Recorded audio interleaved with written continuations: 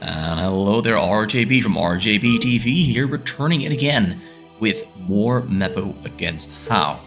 We've had game number 1 so far, and Mepo had a really strong, dominant performance, but How played pretty damn good, if you ask me.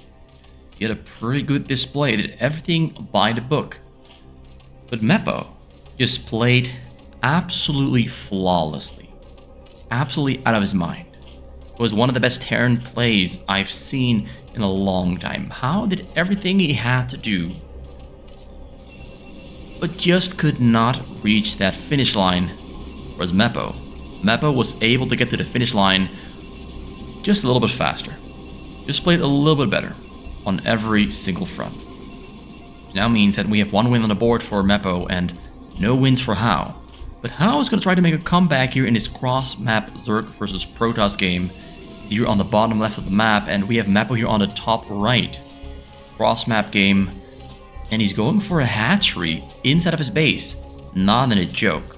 And that already piques my interest, because I always love watching Zerg players go for this non-choke style, because it takes a lot of skill to do. I think it takes more skill to do than going for a hatchery in the choke. Hatchery in the choke, you get more safety. And with more safety, you are allowed more breathing room. You are allowed more freedom in making mistakes. But when you go for this no hatchery style Protoss or Zerg against Protoss, you literally have to play a perfect Zerg.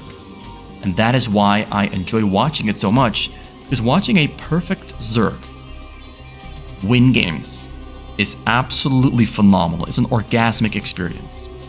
So can Mepo pull that off or not? So far we've seen him play a very strong Protoss against Burgersasu and Brain, and against Next Solution, Lee Bagu. He's played a very strong Protoss. We've seen him play a very strong Terran in the previous game. Is his Zerg off the same level? Can this guy play a god tier Zerg? Or are we going to be disappointed by his Zerg performance? I have high expectations, and I think you do as well. Only time will tell what is going to happen next. I'll start us off with a standard build order here. It goes for Nexus, Triple Gateway, and a Forge. This is the most standard you can possibly go for. I'm not going to say a whole lot about it. We've got a Gaster on the way, Cybercore coming in as well. It's going to go for probably fast Zealot speed and probably level 1 attack. The best option How has at the moment is going for a Gateway Mass mixed in with probably a Shuttle Reaver, maybe a High Templar with Storm. I really think and am of the opinion that going for the simple Gateway Mass with small little bits of technology and upgrades mixed in is the best way to play against a non-choking Zerg. You really want to limit them in getting bigger and bigger.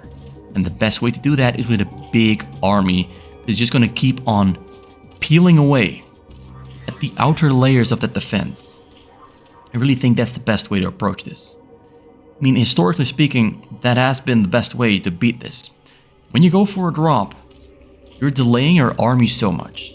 You're not really hurting the Zerg much. You give them so much freedom to go bigger and bigger, and then the drop comes in, and it's all a game of gambling. If your drop hits, you are in a pretty good position. If the drop gets intercepted, you are in for a terrible time. So hopefully, no fast drop from How. He's getting a Stargate though. He's going to try to push the Overlords that are floating about around the map away, kill them, maybe get Mepo supply blocked, and maybe limit the amount of vision he has. I think that's a pretty good choice. I really just hope he's going to go hard on Gateway Army. Really hope he's going to go hard on that Gateway Army. I don't see a robotics facility yet. I don't see a Citadel of Adun yet. He's still... Oh wait. Robotics across the map. He's building this inside of Mepo's base. So he's playing this kind of with the intent to push into Mepo and keep Mepo small but Mepo has 6 hatcheries already.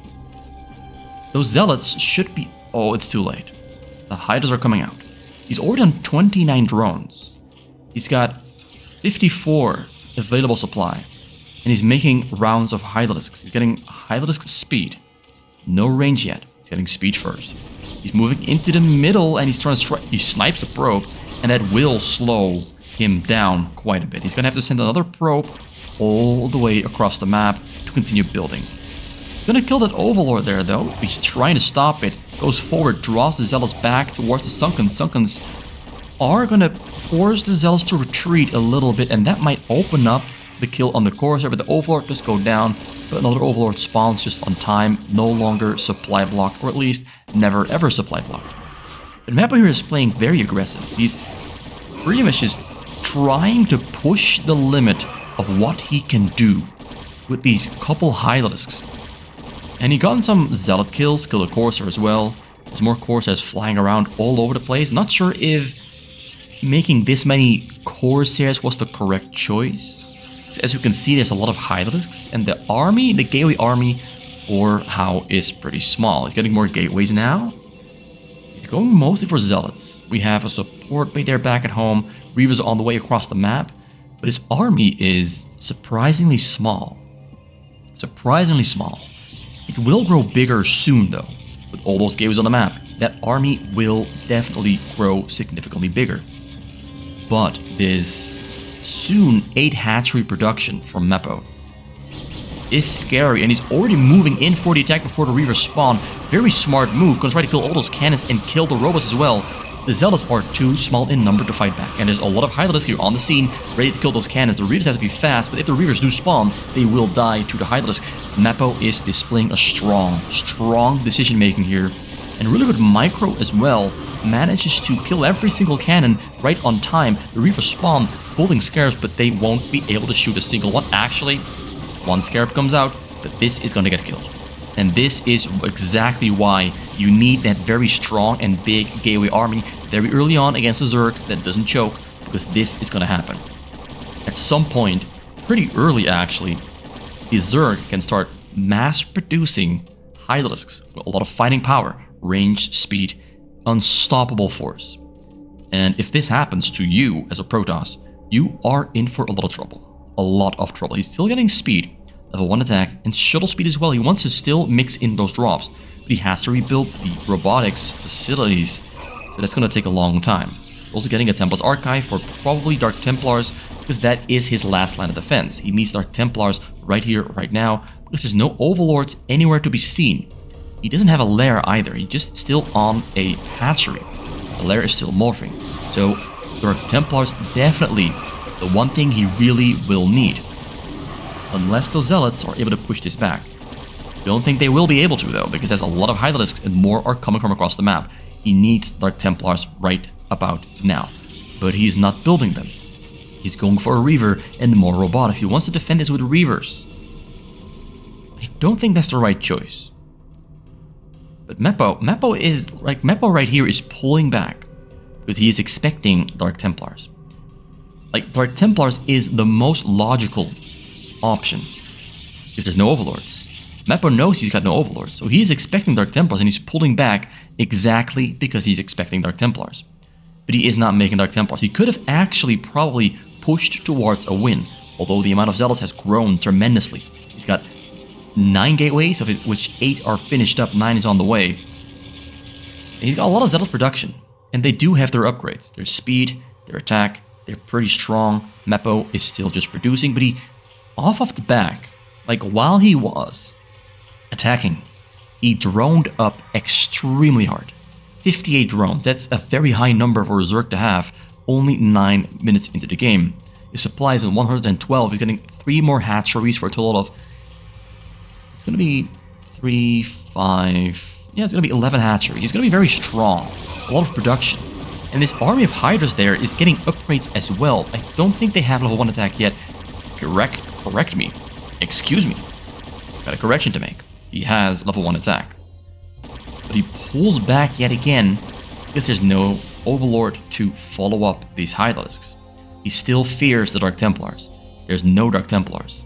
Also, How is struggling a lot with spending all that money. He got triple Nexus really early on, so he has a lot of probes very early, but he simply can't spend all that money fast enough because he's under so much pressure from Mepo. Every single time he tries to spend the money, he gets interrupted, disrupted, gets stopped, put to a halt. Mepo is always a couple steps ahead of him. Zealots once again come across the map, drop there on the side. There's Overlords everywhere though. The Corsairs trying to push the Overlords away, but they are in a hold position. Gonna have to kill them first. Tries to push forward, but this large block, this large ball of Hydras list.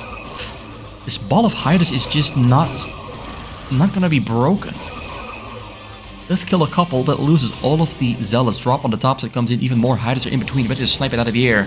We even have a Spire now. We got a Queen's on the way. We have so many hatcheries.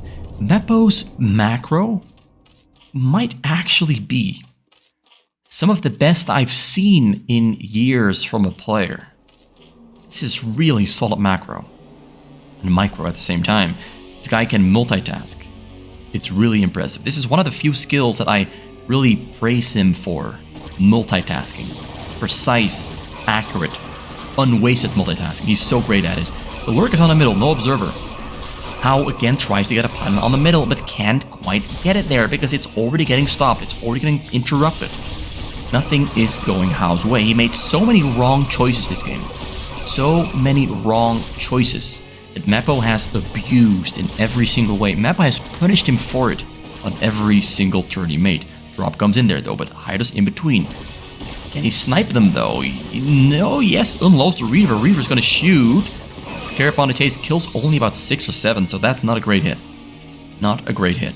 The economy is still mighty fine. Maybe he killed 12 actually, but that's still not good enough.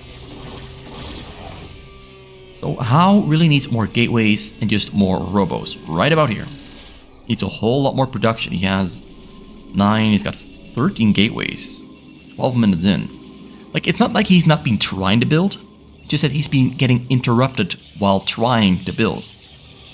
He really has to give up on the middle and just build everything here back at home and hopefully be able to push across the map with a superior production.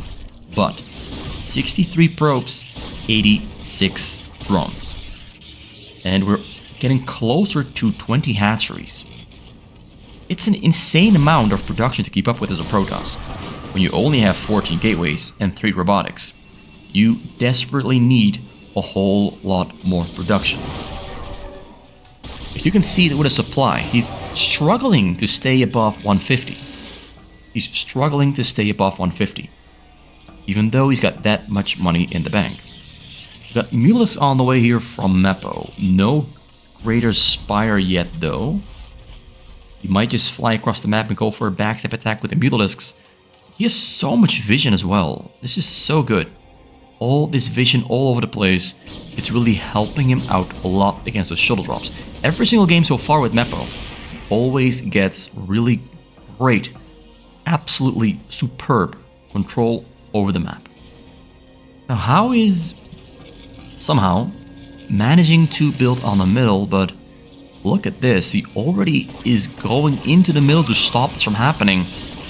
We got Mutalisks, Hydralisks, Lurkers arriving on the scene, ready to break this all down. The Mutas find the Reavers, they're in the back. They're taking fire from the cannons, but it's not much damage from 4 cannons coming in there. They also have pretty good upgrades there on the Hydras. He's already on 1, 2, and the Dragoons are on 1, 1, 2. So the upgrades are about the same across the board, but definitely not enough. Hao is getting dismantled. He's getting dismantled. He's flailing around, trying to make things happen, but Mepo is always a couple steps ahead of him, always telling him, you gotta be better than this. If you want to beat me, you got to be better than this. Drop there comes in. Hydras are in between. He's gonna fly right into the Hydras, gets sniped out of the sky. Drop can't get in. Now he's pushing across the map, arriving in this choke point. There's a lot of High Templars and Dragoons and Zealots ready to fight back, but the production just is not keeping up. As I said before, he's trying, it's just not happening. He only has 4 gas there in the back. His gas is really low and he needs a lot more gas units to keep up with this. He needs like 6 or 7 gas in total to keep up with this. It's just not happening. So the Hydras are destroying everything. Hao looks like he is disgruntled, discombobulated, disoriented. Whereas Mepo is looking sharp. Mepo is looking sharp. Dodges that storm. The storm still does a lot of damage. Reavers arrive in the front, so the Hydras won't break through yet. We have a... Where did the Mutalisks go? I saw Mutalisks just right here, right a little bit ago, but they're all gone. Where did the Mutalisks go? They were right here, right here. Oh, right there. They're doing nothing at all. It's just Hylisk's lurkers, and soon we get queens to ensnare shuttles as well on the sides.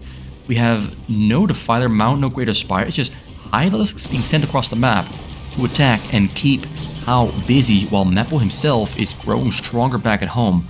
Drop on the bottom corner, gonna fly over the entire right side. We have some Scourges in between right here that might try to hunt it down, but they are overshooting the mark. Wait, he finds it, because the Overlord there spotted it. And he is gonna connect. Shillet is running ahead. Too fast, too speedy. But the Mutalisk there ready to intercept. So are the Hylisk, so he takes that shuttle down as well. This Overlord spotted it just on time.